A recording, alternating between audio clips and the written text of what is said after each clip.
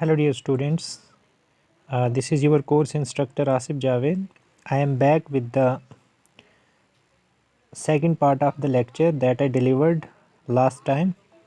In this lecture I will be talking about the orthogonality property of legendary polynomials. By orthogonality property of legendary polynomial we essentially mean that if I am given any two legendary polynomials and if I take suppose Pmx and Pnx, then those two legendary polynomials, if I take the product of those and I integrate the product of those two legendary polynomials with respect to x between limits -1 and 1, then that integral is going to be 0 when m and n are different, and that is going to give us the value 2 upon 2n plus 1 or 2m plus 1 if m is equal to n. Now this is very simple to prove. Firstly, I will be taking two legendary polynomials. As all of us know that two legendary polynomials, obviously they will satisfy the legendary differential equation. So legendary differential equation, you are all aware about legendary differential equation. I will make a quick recapitulation of that. What is legendary differential equation? Here we go.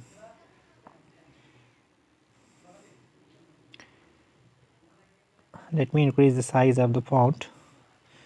This is the legendary differential equation. 1 minus x square d square y by dx square minus 2x dy by dx plus n into n plus 1 into y equal to 0. Now you can put this differential equation in this form. You can write it as we can write it as like this: d by dx 1 minus x square dy by dx plus n into n plus 1 y equal to 0. अब जैसे मैंने अभी आपके सामने इस चीज़ का तज़किरा किया कि जो लेजेंडरी पॉलिनोमियल्स होते हैं वो सोल्यूशन होते हैं लेजेंडरी डिफरेंशियल इक्वेशन के, या दूसरे लफ्ज़ों में बयान करूं तो इसका माना ये होता है कि जो लेजेंडरी पॉलिनोमियल्स होते हैं वो सेटिस्फाई करते हैं लेजेंडरी डिफरेंशियल इक्वेशन को. तो Pmx और Pnx मैंने दो लेजेंडरी पॉलिनोमियल्स लिए हुए हैं, तो ओबियसली वो इस लेजेंडरी डिफरेंशियल इक्वेशन को सेटिस्फाई करते हैं. और in other words I can say that I can replace y by Pmx and Pnx. तो वही चीज़ यहाँ पे की गई है एग्जैक्टली. अगर आप गौर से देखें, ये देखिए बच्चों, अगर आप इक्वेशन नंबर 2 पे गौर करें तो यहाँ पे y की जगह मैंने Pmx पुट किया है, और इक्वेशन नंबर 3 पे गौर करने से ये मालूम होता है कि मैंने y की जगह Pnx पुट किया है. तो इस तरह से सेकंड और थर्ड इक्वेशन हमारे सामने यही चीज़ बयान कर रही है कि लेजेंडरी डिफरेंशियल इक्वेशन को Pmx और Pnx दोनों सेटिस्फाई कर रहे हैं. I mean to say that Pmx and Pnx both satisfy the legendary differential equation. The format of this new sort of legendary differential equation, this simply comes from the fact of the product rule of differential equation. So that is the product rule for differentiation that give us this. अब आप करना क्या है, आपको simply आप second वाली equation जिसमें Pmx है उसको Pnx से मल्टीप्लाई कीजिए तो इक्वेशन नंबर 4 मिलेगी आपको. और इसी तरह से आप जो इक्वेशन नंबर आपकी थर्ड है उसको आप Pmx से मल्टीप्लाई कर दीजिए तो इक्वेशन नंबर 5 मिलेगी आपको. और ये बिल्कुल आप कह सकते हैं कि एक 6th स्टैंडर्ड का स्टूडेंट भी इस चीज़ को समझ सकता है, तो इसमें मुझे ज़्यादा डिटेल देने की ज़रूरत नहीं है. तो चौथी और पांचवी इक्वेशन तक आपको क्लियर है चीज़ें. मैं डिस्क्रिप्शन में लिंक भी डाल दूंगा PDF का, वहाँ से PDF भी डाउनलोड कर सकते हैं. So no need to worry about that. अब आगे चलिए. अभी फोर्थ और फिफ्थ इक्वेशन को आप सब्ट्रैक्ट कीजिए. 4 में से फिफ्थ को सब्ट्रैक्ट कीजिए. जब आप सब्ट्रैक्ट करेंगे तो क्या मिलेगा आपको, गौर से देखिए. बेसिकली यहाँ पे अगर आप 4 माइनस फिफ्थ करेंगे तो इसमें Pnx D by D x 1 minus X square D by D x Pmx, और यहाँ से Pmx D by D x 1 minus X square D by D x Pnx, ये आपस में सब्ट्रैक्ट हो जाएंगे. और साथ में कौन कौन सब्ट्रैक्ट हो जाएंगे, m into M plus 1 Pmx Pnx minus n into N plus 1 Pnx और Pmx. तो ये जो सब्ट्रैक्ट हुए हैं सेकंड वाले कंपोनेंट, इनको मैं उस तरफ भेज देता हूँ. आई मीन टू से इनको एक तरफ रखता हूँ और ये जो बाकी है उनको एक तरफ रखता हूँ. उसके बाद यहाँ पे मैं एक रिलेशन का यूज़ करता हूँ. और वो रिलेशन आपका वही प्रोडक्ट रूल है कि D by D X of U V जो है ये किसके इक्वल होता है, u into D V by D X plus V into D U by D X. तो अगर मैं u into D V by D X को एक तरफ रखूँ तो D by D X of U V minus V into D U by D X हो जाएगा। अब अगर आप गौर से देखें यहाँ पे मैं थोड़ा सा एक्सप्लेन करता हूँ इसको, शायद आप प्रॉब्लम हो जाए आपको समझने में। देखिए ये u है और ये पूरा आपका v है, so this is u into D V by D X. समझ रहे हो बच्चों मैं क्या कह रहा हूँ? इसको आप u मानिए पी एम एक्स को और इस पूरे को आप v मानिए, तो ये किसके इक्वल हो जाएगा? This is d by just a second, this is ये हो जाएगा बच्चे आपका, जस्ट अ सेकेंड,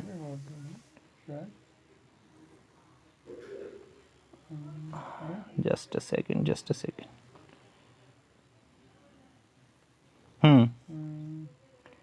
हाँ मैं ये कह रहा था आपको कि ये किसके इक्वल हो जाएगा? ये हो जाएगा d by D X of U V. u किसके इक्वल है? That is P M X. और v किसके इक्वल है? ये पूरा उठा के यहाँ पे डाल दीजिए और वही मैंने नीचे किया है। सिमिलरली आप इसके लिए भी करेंगे। तो कुल मिला के आपको क्या मिलेगा? एक तो आपको ये मिलेगा, एक आपको ये मिलेगा और दूसरा आपको ये मिल जाएगा, ये फार्मूला यूज़ करके। और इसमें आप गौर से देखें तो इसमें जो ये और ये पार्ट है ये कैंसिल हो जाएंगे और आपको बाकी क्या बचेगा? बाकी आपका बचेगा, बच्चे आपके पास d by D X of this thing. अब बेसिकली आप देखिए d by D X of this thing is equal to, and you have on the left hand side this m minus N into M plus N plus one into P M X अब आपको क्या करना है? अब आप ऐसा कीजिए बच्चे, आप m माइनस ये बोथ साइड्स को इंटीग्रेट कीजिए विद रिस्पेक्ट टू x। जब आप विद रिस्पेक्ट टू x करेंगे इंटीग्रेट, तो यहाँ से आपका dx और d कैंसिल हो जाएगा इंटीग्रल की वजह से, तो यहाँ पे आपका pn x dx हो जाएगा, ये लेफ्ट हैंड साइड, और right side d by D X खत्म हो जाएगा। तो कुल मिला के 1 minus X square and so on आ जाएगा। और लिमिट कहाँ से कहाँ लेनी है आपने? -1 से 1। यहाँ पे मुझे भूल गया लिमिट डालना, आप लिमिट डाल देना बिटवीन -1 एंड 1। जब आप लिमिट डाल देंगे तो upper limit minus lower limit जो है ये क्या हो जाएगा? 0 माइनस 0। तो कुल मिला के ये पी एम एक्स और पी एन एक्स का integral with respect to X 0 हो जाएगा। लेकिन बच्चे एक चीज़ का ध्यान रखना है, जब m not equal to n होगा। ऐसा क्यों? ऐसा इसलिए कि अगर m जो है, जस्ट अ सेकेंड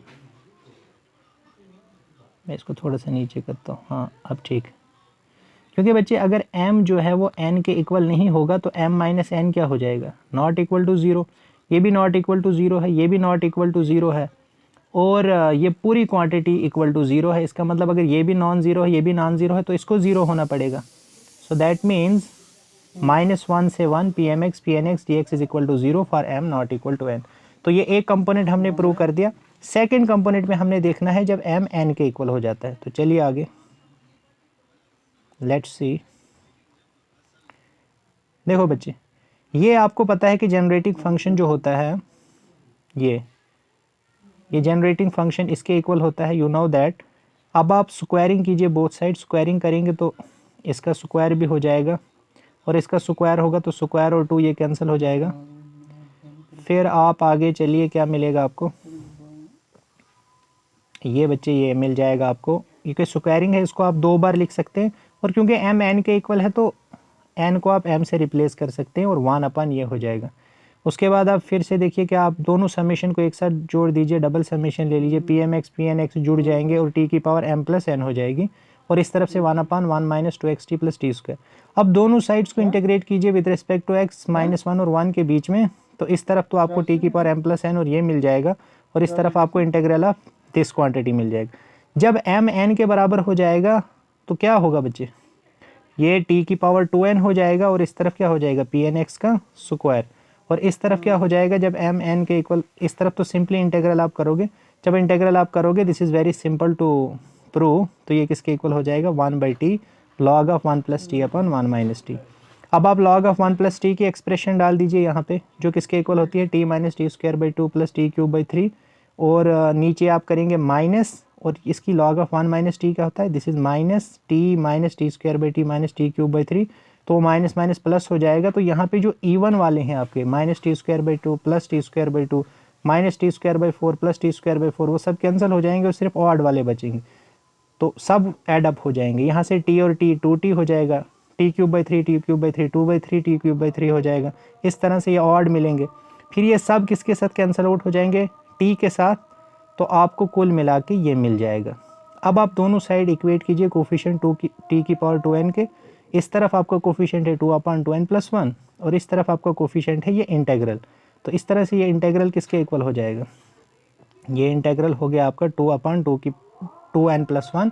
और ये pn(x) का स्क्वायर कहने का मतलब ही यही है कि हमने mn के इक्वल लिया हुआ है। तो हमने प्रूव कर दिया कि ये इंटेग्रल जब mn के इक्वल होता है उस केस में 2/2n+1 के इक्वल होता है। तो यही है बच्चे orthogonality property of legendary polynomial. So this is all I have from today's lecture. Thank you so much.